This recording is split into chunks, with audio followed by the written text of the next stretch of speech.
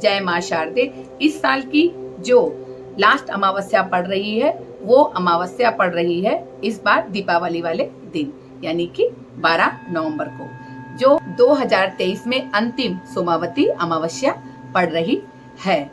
इस दिन स्नान और दान करने से पुण्य की प्राप्ति होती है। शिव और माता पार्वती जी की जो भी पूजन करता है उसको अखंड सौभाग्यवती का प्रदान मिलता है। सोमावती अमावस्या के दिन पितृ विसर्जन से अगर आप मुक्ति पाना चाहते हैं तो आप कार्तिक अमावस्या के दिवाली अमावस्या भी कहते हैं। इसको हम कार्तिक अमावस्या या दीपावली की अमावस्या भी कहते हैं, क्योंकि कार्तिक अमावस्या को प्रदोष काल में ही दिवाली मनाते हैं। जो भी हमारी अमावस्या पड़ती है उसके प्रदोष काल में ही हमको दीपावली मनानी होती है, कार्तिक मास की जो अमावस्या होती है। कहा जाता है कि किसी भी माह में जो भी अमावस्या सोमवार के दिन होती है उस अमावस्या को हम सोमवती अमावस्या कहते हैं। तो इस बार जो अमावस्या पर सर्वार्थ सिद्धि समेत 3 शुभ योग बन रहे हैं, तो आज हम इसके बारे में बताएंगे कि इसका स्नान, ध्यान, दान कैसे करना है और इसके पितृदोष के उपाय भी बताएंगे और अमावस्या का क्या महत्व होता है इसके बारे में भी हम आज चर्चा करेंगे। 2023 में जो अंतिम सोमावती अमावस्या पड़ रही है वो अगर वैदिक कैलेंडर के अनुसार देखा जाए तो इस साल की अंतिम सोमावती अमावस्या कार्तिक अमावस्या के दिन पड़ रही है। कार्तिक अमावस्या की तिथि 12 नवंबर दिन रविवार दोपहर 2:44 से प्रारंभ हो जाएगी और 23 नवंबर सोमवार को दोपहर 2:56 तक मान्य रहेगी।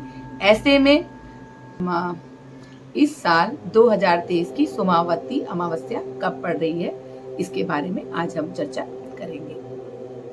अगर कहा जाए तो वैदिक कैलेंडर के अनुसार इस साल की जो इस साल की अंतिम सोमावती अमावस्या पड़ रही है वो कार्तिक अमावस्या के दिन पड़ रही है। कार्तिक अमावस्या की तिथि 12 नवंबर दिन रविवार को दोपहर 2:44 से शुरू हो जाएगी और 23 नवंबर को 2:56 तक मान्य रहेगी। ऐसे में उदया तिथि का जो आधार है वो साल की अंतिम अमावस्या तिथि 13 नवंबर को मनाई जाएगी। अब हम आपको बताएंगे कि सोमावती अमावस्या 2023 पर स्नान ध्यान का जो समय है वो क्या है, कि स्नान और दान करने आप कब कब कर सकते हैं। 13 नवंबर को सोमावती अमावस्या के दिन में आप क्या करेंगे कि ब्रह्म मुहूर्त में आप स्नान करेंगे और दान करेंगे। उस दिन आप प्रातःकाल उठ करके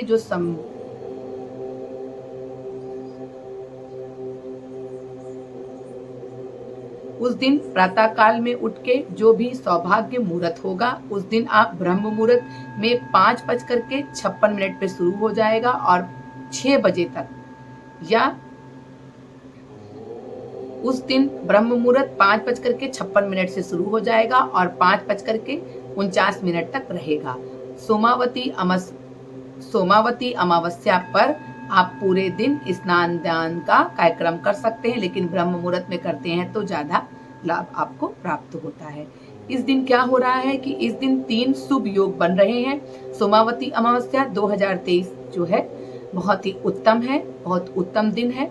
तो आपको करना क्या है कि सोमावती अमावस्या के दिन 3 शुभ योग बन रहे हैं। सबसे पहला जो सौभाग्य बन रहा है वो बन रहा है शोभन और सर्वार्थ सिद्धि योग बन रहे हैं। सौभाग्य योग प्रातः काल से लेकर के दोपहर 3:23 तक रहेगा। इसके बाद जो शोभन योग प्रारंभ हो जाएगा जो पूरी रात तक रहेगा। सोमावती की जो तिथि है उसमें जो सर्वार्थ सिद्धि योग बन रहा है वो 14 नवंबर को 3:23 पर लग जाएगा और सुबह 6:43 तक रहेगा। पितृदोष के उपाय का जो समय है वो हम आपको बताएंगे। सोमावती अमावस्या के दिन आप 11 बजे से लेकर के 2:30 बजे तक पितृदोष का उपाय कर सकते हैं।